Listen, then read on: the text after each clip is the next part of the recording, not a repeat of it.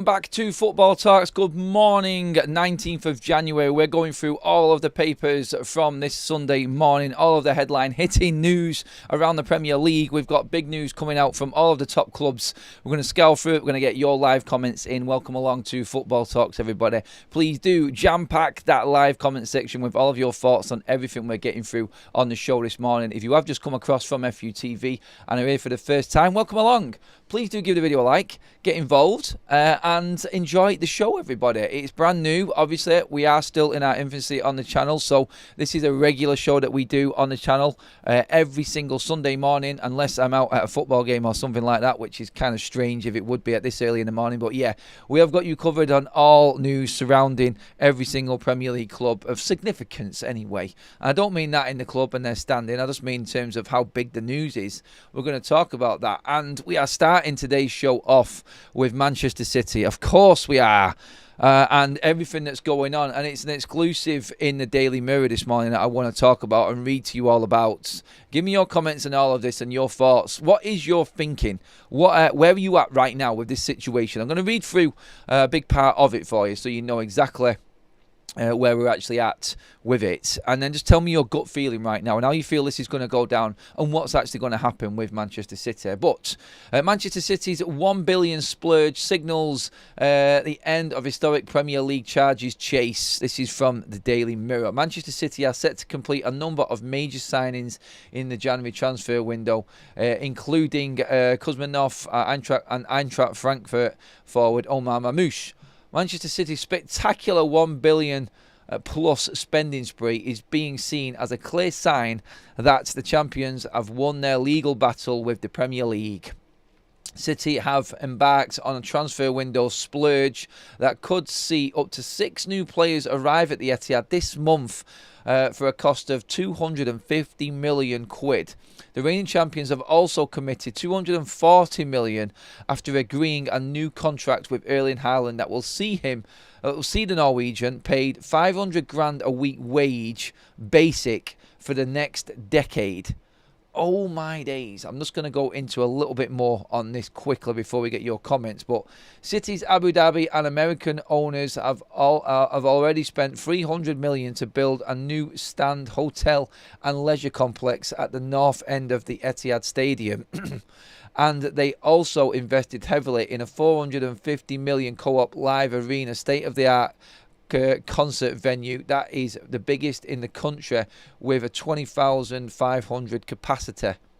That's despite the club being embroiled in a fight with the Premier League after being hit with 130 charges over serious financial misconduct allegations that could see City booted out of the competition if they are found guilty by the Independent Commission. The 3-man panel of High Court judges concluded a 12-week hearing before Christmas and are expected to deliver their verdicts in the spring. Now, obviously, you put everything together on this, and I think the talk is amongst everybody, the tabloids, the media, everyone involved in media or anyone reporting on Manchester City are all saying the same thing. It's worked in a way where, just let me get a drink of my brew. I'm going to need it before I get into this one because it does rile me anyway. It started with Pep Guardiola. Pep Guardiola's future at Manchester City was up in the air. Nothing was going on. Nothing was looking like it was going to happen. The players were all over the place. City have been poor this season by their standards. And a lot of pundits and a lot of former players, and I kind of agree with this, is like, if you know that your manager, who has been so successful, who has been the benchmark behind everything successful over the last 7-8 years at this football club, if he is not committed to the future, then are you a little bit off put by that? And that, I think, was basically where the City players were. Obviously, the loss of Rodri, that has been a big issue. But Pep Guardiola, when he signed his deal, look, Pep Guardiola's personal life, I've done a separate video on this. The man is losing the plot. He really is. When you look at the stuff that he's doing and the antics, look, what goes on in the manager's personal life is theirs, but it's all over the tabloids as well. Apparently, when Pep Guardiola signed his contract, this is what caused the split between him and his 30-year marriage with his wife. And this goes to show exactly how severe this was and how big this was in Pep signing this deal. So Pep, I think, must have, with everything that's going on, his own personal life, his full commitment to Manchester City, and going signing a new 2.5 year deal, I think it is. So he's at the club for another 3 years. I think it goes to 2028. And then if he's committed to that, knowing what that's going to do in his own personal life, surely he, for one, would think that there is assurances behind the scenes that something actually is going to come of this, and City are not going to be charged, and the club's not going to be relegated, and all of this is going to be for nothing in terms of signing this deal, because he's going to end up being in the Championship or whatever. Look, they cannot relegate Manchester City. It's impossible for them to do so with these sanctions, but there will be a case for enough points to be deducted which will automatically relegate them. So they won't relegate them from the get-go. There will be enough points deducted for City to be relegated because they can't make up that many points in a season. That's what the worst-case scenario is for City in terms of these charges. If points are deducted for several charges, like we've seen penalties for Nottingham Forest and Everton, for example, if they all mount up and you put them all together for different charges, then there is a case that City's points haul will be, well, it'll be impossible to overturn. And that's where we're at with that. So that's playing there. That's the situation. That's the reality. And Pep knows this. He's still signed the deal. So then you move across to the next side and what else has happened. It says there, the investment from the club into the new stand and the hotel. And I've seen it. I've walked past it. You've seen I did a video on FUTV the other day. I've seen it. It's a big structure there right now. I still don't know how City expect to fill that stadium because they don't right now. But hey, look, they want to be seen to be the biggest. And how many seats City fill in a stadium is completely irrelevant. But what we are dealing with is people that don't care and will spend as much money as they want on anything infrastructure-wise around Manchester City. They really don't care what the Premier League say. They've just carried on, and this is what City are up against. The fact that they haven't been taken for anything so far, the fact that there is nothing sticking with Manchester City at the moment, shows what you're dealing with and shows the power, not of Manchester City and the name, the people that own Manchester City, the power that they have got. That's what you're dealing with right now in this situation. So you've got that investment in infrastructure, Pep Guardiola's contract. Then the January transfer window comes around, and all of a sudden, like the report said, $250 million on new players in a January transfer window, with every single one of these transfers having no relegation clauses put into them. Another key sign that you have to be at least a little bit confident that Manchester City are going to get away with these charges. And I think that is the biggest one out of all of them. The fact that they're spending a fortune right now. And I said yesterday, look, maybe they're spending a fortune and bringing players in now because they might have a transfer ban coming. And they're just filling the squad with as many players as possible before this comes in. Because if we hear in spring that they have been charged and they are guilty, obviously they can drag it out, but I think there will be some form of transfer ban put in. Look, the word is there is going to be a big fine for Manchester City, which, as we know, is not going to affect them at all, unless this fine is to a substantial degree that it completely throws their books out and they cannot spend any money because of PSR. And that would have to be of the multi-millions variety. I just don't see it. You would have to be charging City around about $250 million in fines to actually make that happen. I'm just spitballing here. I'm just trying to figure out what they could do and what might happen for Manchester City. But let's be honest, put it all together, all the transfers coming in, the investments into the stadium. So $300 million invested into the stadium, $250 million invested into new players this month alone, and then committing to that Erling Haaland contract. It does work out and equate to $1 billion.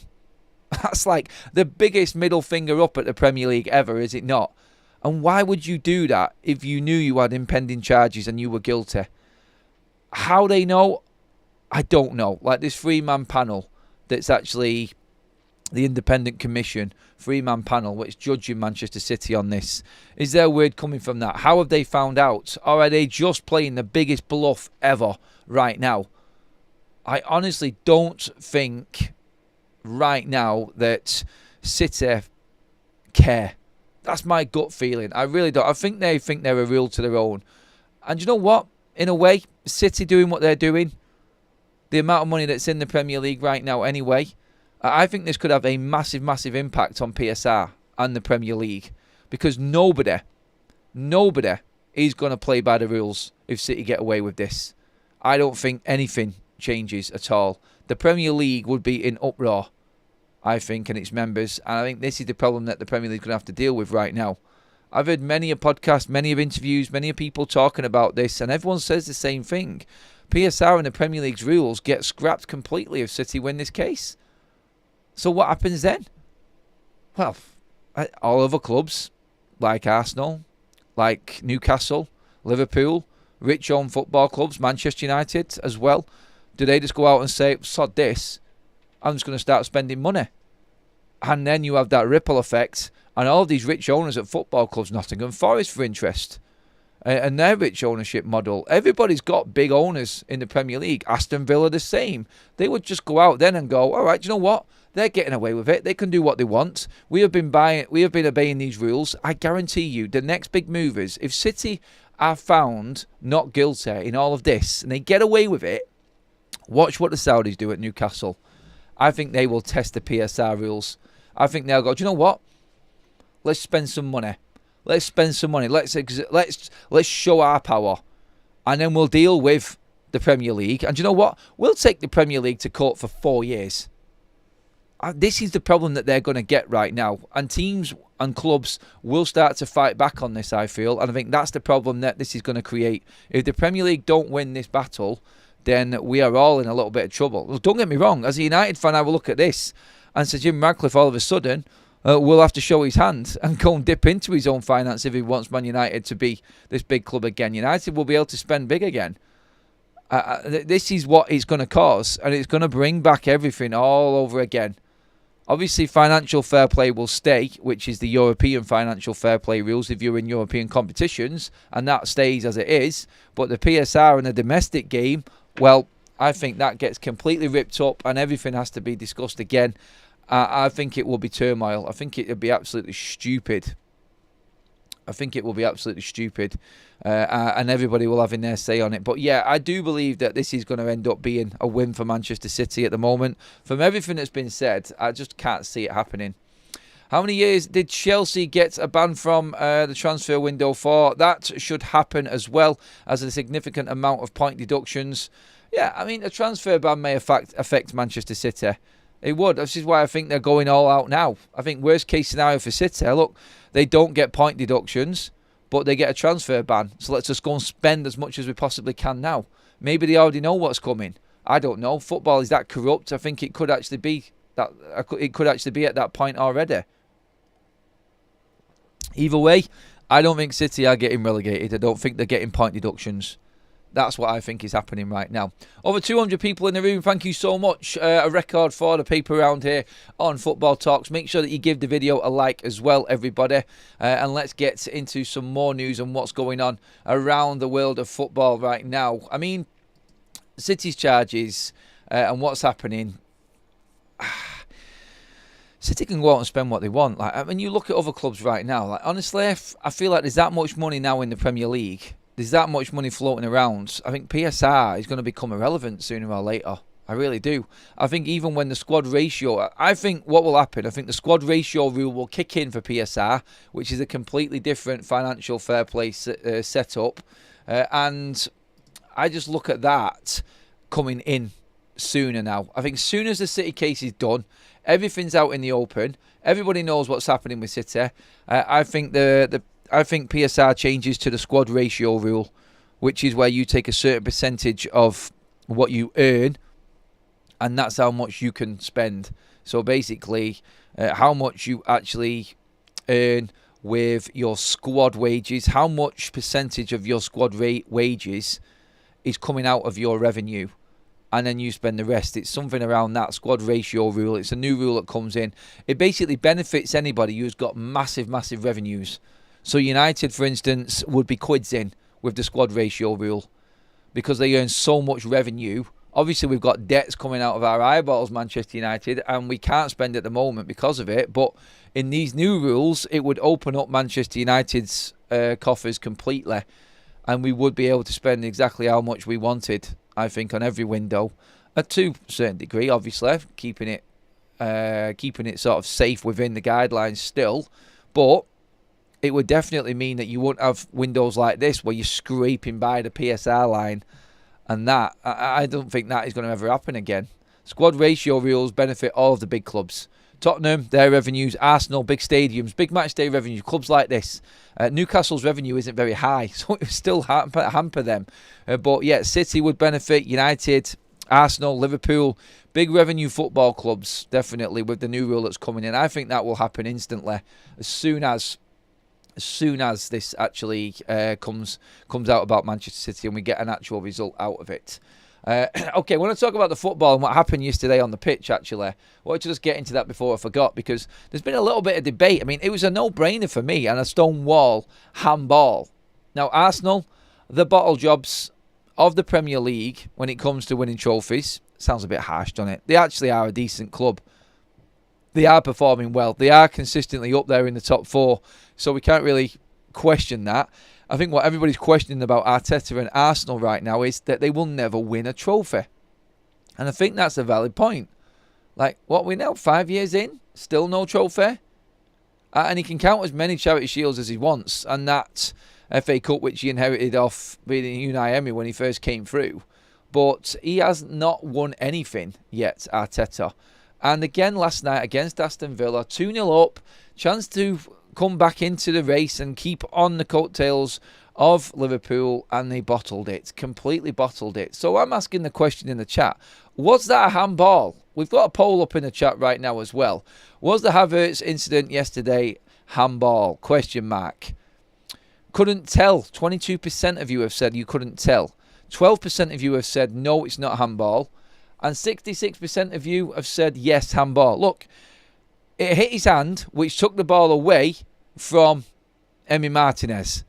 The ball was going out, but it hit Havertz's hand and went in. I don't know what the argument is about.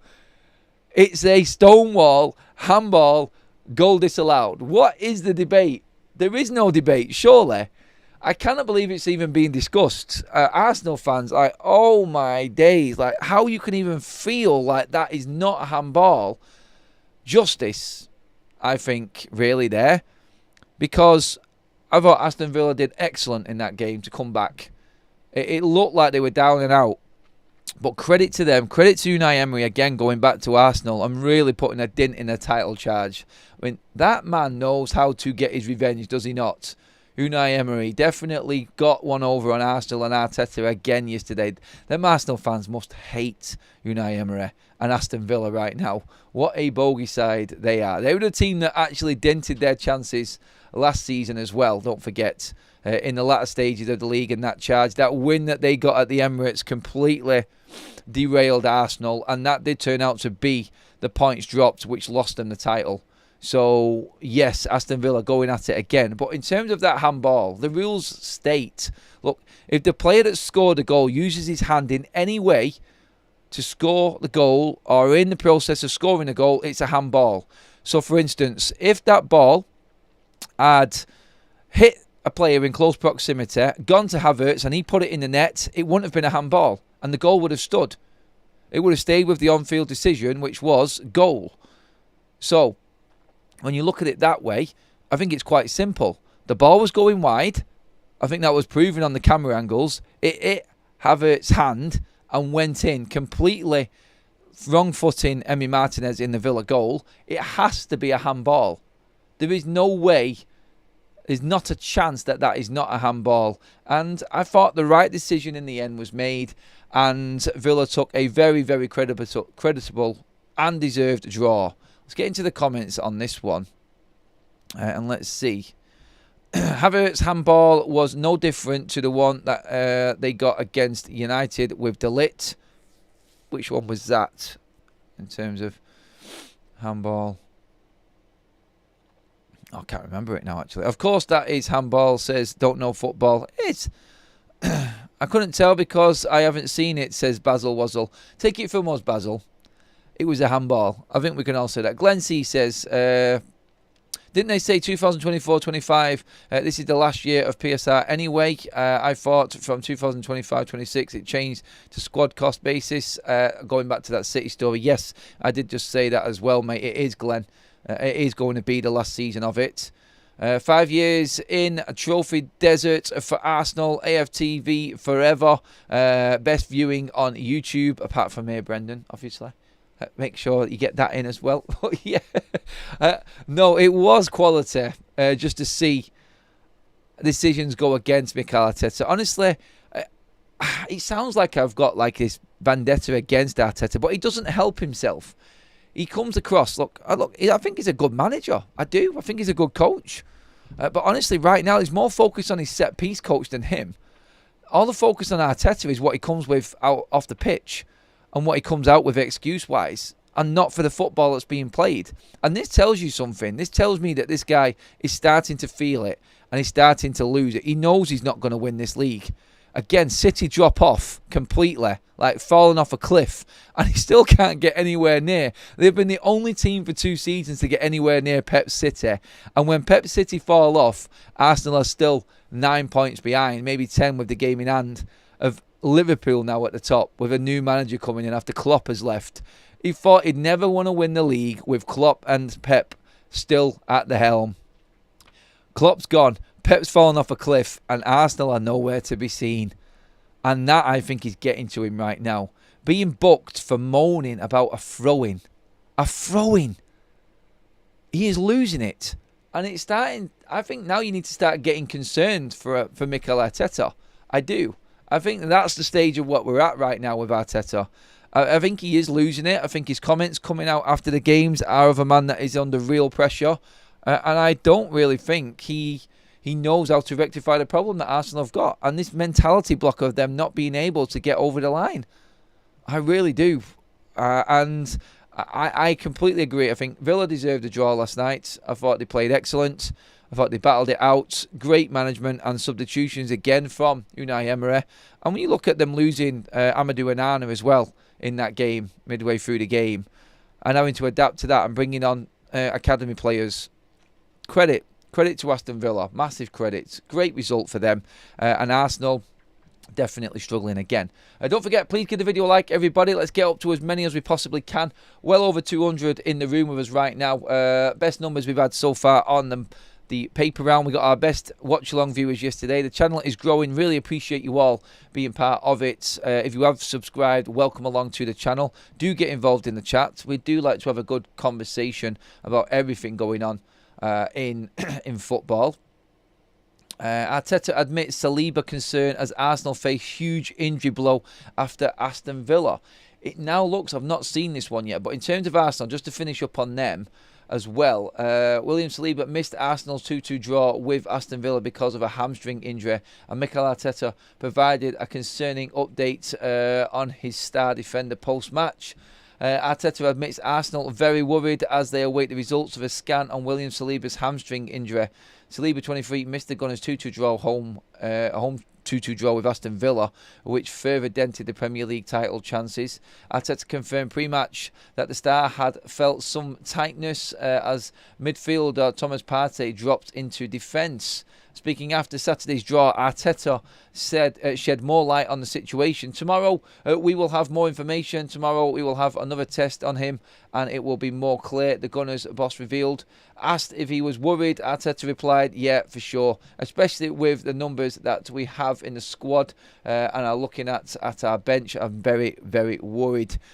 He did go on to say he's so proud of his players yesterday for dealing with 3 games in 6 days. Look, this again goes down to Arteta, and I don't want to go on about him too much, so I'll finish it here with this. If you're moaning about having too many games at this stage of the season, and you're not having the squad for it, let's not forget how much money you've spent, where your squad is at. If you're moaning about being in games, well, if you're in these games, it means that you're challenging for trophies. And if you can't handle that, you are clearly not the man to take Arsenal forward. It's as simple as that. Don't moan about fixture pile-up, because you're in every single cup competition. The Arsenal fans want a trophy. They haven't got a trophy in so many years, and you're moaning about fixture pile-up. You should be embracing this right now. It looks like you're going out the Carabao Cup. You're out of the FA Cup. You're out of the title race. You will definitely not win the Champions League. You are going to have a trophyless season.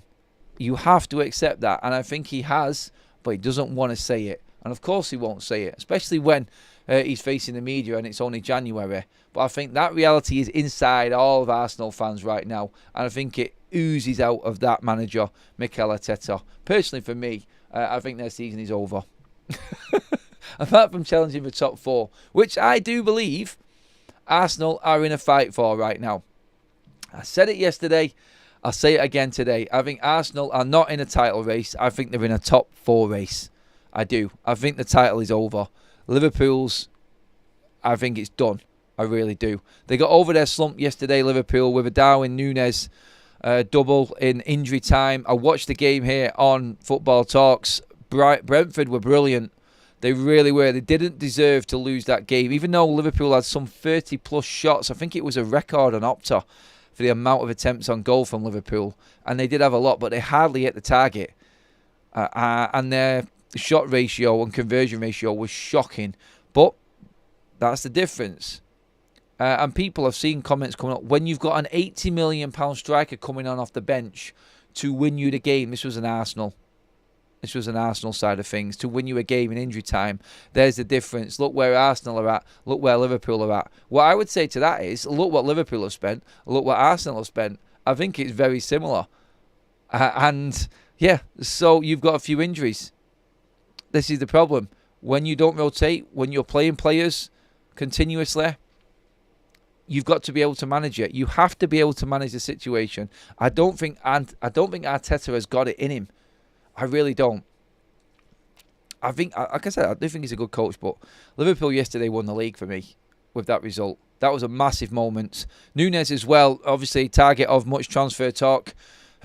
He's not going anywhere. No one's going to buy him. There was a crazy rumour about United being interested in Núñez. No, never going to happen. United will never buy a player from Liverpool. I think that's a concrete rule that's just installed in every single director that ever moves into Liverpool or at Manchester United. I don't think they'll ever sell players to each other. Núñez isn't going anywhere, and I think he proved his worth off the bench yesterday for Liverpool, and I do believe that clinched the title. I really do. I think Gyökeres will go Arsenal unless he's waiting for United, but I doubt it, says Dan. Not talking about going to City.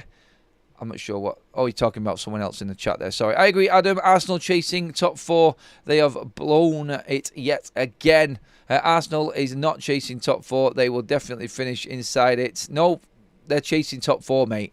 The injury crisis, the form, their inbuilt mentality. If Arsenal do not go out this January and buy a striker, they're not going to win the league, even if they buy a striker. I'll tell you that for nothing. But they are in a top 4 race. And proof is in the actual Premier League right now. I'm just going to bring it up actually on my screen just to break it down and see exactly where we're actually at with this. So, when you look at this, so if, for instance, Chelsea and Bournemouth. So, let's go as far back. Are City in a top 4 race? City are in 8th. Are we saying that they're out the top 4? No, because they've got quality players there.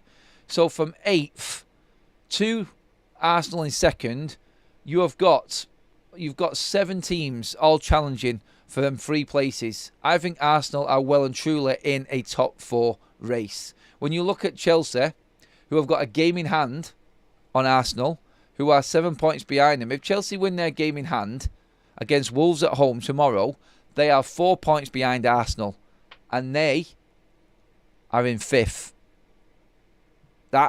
It's a top 4 race. Bournemouth, for instance, 37 points. There you go. Bournemouth, who smashed Newcastle yesterday. They have already taken points off Arsenal as well, I add. And you've got Aston Villa, who are only 8 points behind Arsenal as well. Look, if Arsenal's injury record keeps on going the way it's going, if they keep underperforming and keep having these mental blocks, and the manager struggles to handle the amount of games that they've got, I think Arsenal well and truly are in a top 4 race. I don't think it's a 4. I think they're looking at the table as it is right now. I think they're looking behind rather than looking ahead. The title has gone. They are closer to 5th spot and out of the Champions League places than they are to Liverpool. They're fighting for top 4. That should be their sole purpose right now. Just do enough to finish in the Champions League. Your season is over. You won't win a trophy. Unless you can pull something miraculous out at St James's Park. I don't see Arsenal challenging at all. I really don't. I mean, come back at me and say, I don't think they will, though. The amount of time Arsenal take on corners is crazy. Where's all the yellow cards gone? I think they have had 8 bookings for time wasting this season, more than any other team in the league as well. Madness, isn't it? They are under threat for top 4. I know football. They are. You have to say they are, because 4 points from 5th, if indeed Chelsea do win, which I expect them to, they are fighting. With their players dropping off and the form that Arsenal are in, I'm telling you right now, they are in trouble. I mean, look, this season, look, this year, this calendar year so far, how many games have Arsenal played and won? I think they've got 1, is it, against Spurs? They are in a right rut, and they've got some big games, big games to come. I personally feel, I think Arsenal will make top 4 is what I'm saying, but I'm not saying that they are going to cruise it. I think they're in a fight. They have to up it really bad. Let's get into some other news as well regarding situations going on in the transfer window. Obviously, there is a lot going on right now in the transfer market. Lots of different deals that could happen with everything going on, like Newcastle sending Almiron back. I mean, this is the PSR situation all over again. Newcastle looking to sell Almiron back to the American club. I think it is. Let's just read the story here. Atalanta United have joined the race to sign Miguel Almiron. They need to sell players to buy. They're having to sell players and stick to this PSR rules. And it goes back. Like, there is the simple way of looking at this is the Saudi ownership model is not going to sit by and let their neighbours, the Abu Dhabi ownership model at Manchester City, just do what they want. If they get away with these breaches of financial fair play and PSR City, then I fully expect Newcastle to just test the resolve of the Premier League and do something. The fact that they're having to sell Almiron for 8 million or something like that just to actually go out and spend any money at all with the riches that they have got and they cannot spend it, it's only going to be a matter of time for me before they just blow a top and it's all up in the air. That's what I think is going to happen anyway. But yeah, Almiron apparently going back to America. Here's an interesting one as well. Cambiasso, as if it wasn't insulting enough on what Manchester City are doing, they are supposed to be in for Juventus defender Cambiasso as well. And the Mirror actually saying again this morning, Manchester City are said to be interested in making a move for Juventus star Andrea Cambiasso, but apparently nothing is currently forthcoming. So what's happened here is Cristiano Guccioli, the Juve director, has said there hasn't been an approach yet, but I think it will come when Kyle Walker eventually moves to AC Milan, because Zlatan has come out talking about AC Milan's interest now as well with Kyle Walker. It does look like that one is going to move very, very fast. In terms of Arsenal, who we've just been talking about in the transfer window, Benjamin Sesko is of topic, and that does look like the target striker that Arsenal are going all in on. A report today in the tabloids saying it's not going to be a quiet last couple of weeks in the transfer window for the Gunners. Mikel Arteta has called on his side to make more signings after highlighting how short his bench is. Arsenal also have a 70 million decision to make on Benjamin Sesko, and once again Real Madrid are said to be moving for William Saliba. So more news about Saliba. Real Madrid testing the resolve again of the Premier League clubs. We know that they're going to come back in this window for Trent Alexander-Arnold. They've already had a 20 million bid turned down for Trent. They now look like they're going to come in with an improved offer. We heard the presenter over in Madrid, that was the news earlier on this week, talking about Trent, talking about Madrid feeling confident the deal is done. As confident as actually getting this deal done in January still. So they are hopeful that this will still happen. So, yeah, that's where we're at with that one. Madrid not going quietly to the end of this transfer window, and Premier League clubs on full alert for their players right now. I brought you on FUTV the news that Manchester United's Ruben Amorim has now turned his attentions to Ain't Nouri from Wolves. United looking at the left wing back and could in fact make a bid this January for him. Whether Wolves would let him go, I do not know. Fighting relegation, it's hard to say if United would have enough money to get him, but if Wolves were to be relegated, that would be 100% a target for Manchester United. I'm just going through all of the other news now just to make sure we've got everything covered. That pretty much, I mean, great news about Ole Gunnar Solskjaer taking a job at Besiktas as well. That will be interesting to see him come up against Jose Mourinho again in Turkey, won't it? But yeah, let's just get through some of your comments on all of that. The amount of time Arsenal... sorry, I got that one already. Top 4 is open to a few, especially when people will strengthen. It will. Maresca is being stubborn, and I don't expect him to change that on that top 4 race. That's come from I don't know football. Lars says people / companies with that much money equals power. Never get punished anywhere in the world. Power. And again, this is why I think the Saudis will have a big say on things going forward. I think the Saudis are going to really... I think the Saudis are going to be concerning for the Premier League at Newcastle. Everybody's watching. If, again, just to round things up, if City get away with this, if City don't get charged by the Premier League, it will cause complete chaos within the Premier League setup and the rules and its members, that being the clubs. You can guarantee there will be complaints. You'll guarantee there will be questions asked, and them rules will be brought up. Them rules will definitely be questioned, I think. And I don't know how they get past it. I don't know how the Premier League counter this. So all eyes on the spring. Only a couple of months' time now, apparently. We're supposed to hear this verdict in March. Whichever way you look at it. I mean, do get your comments in on the show below. Do you feel like City are spending this much money because there is an impending transfer ban or something coming in? Or do you feel like they're spending it now because they can? And it is the biggest middle finger up to the Premier League. Almost $1 billion investment while these charges have been going on is what City have put in players, in contracts, in restructuring the stadium, in infrastructure around the stadium. $1 billion spent by Manchester City while this case has been going on. Is it just the arrogance and that power that they know they have got is going to always win the day? Is that what we're talking about here in Manchester City's situation? It's the handball situation on Havertz. We did have a poll running. Do comment below on that as well. Was it a handball? 77% of you have said yes, it was a handball.